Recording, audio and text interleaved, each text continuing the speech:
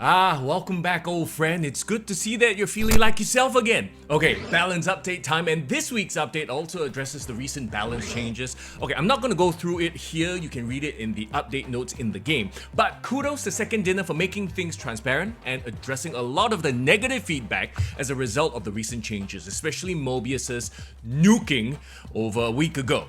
Speaking of which, Prune him.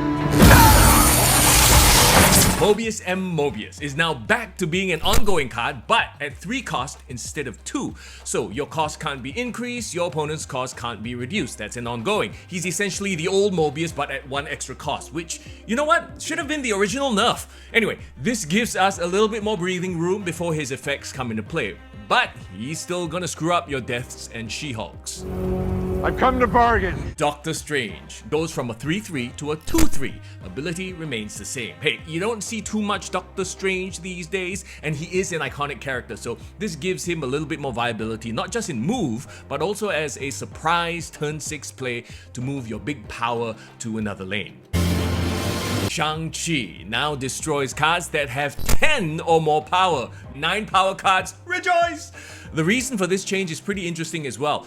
They say from a game design perspective, the number 10 is just better, more intuitive than 9, right? When it comes to what is considered a big card. Also, 10 is significant to the character Shang-Chi, the 10 rings, yeah? So, Black Cat, Abomination, Living Tribunal, you're all safe now from being Shang-Chi'd.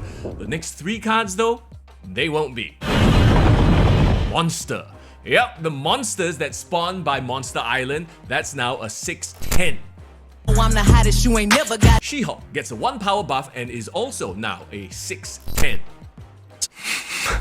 Warpath. He gets the buff to his ability. His base stats though remain the same at 4/5, but his ongoing ability now reads, if any of your locations are empty, plus 5 power. So if you do have a lane empty, he will be in Shang-Chi range. If you know your opponent is gonna Shang-Chi you, well, fill that empty lane up to dodge the cheese. Okay, the last 2 cards are buffs to cards that have fallen off in terms of play rates. I don't give a dead moose's lash. Jessica Jones goes from a 4/4 to a 4/5. Her on-reveal ability remains the same. I mean, she's a really cool early game card that hopefully with this buff finds more play in the meta game. Strong Guy goes from a 4/4 to a 3/3, ongoing ability remains the same. So first of all, he's now out of Shang-Chi range, making him safer to play, given that the requirements for his buff are pretty hard to meet.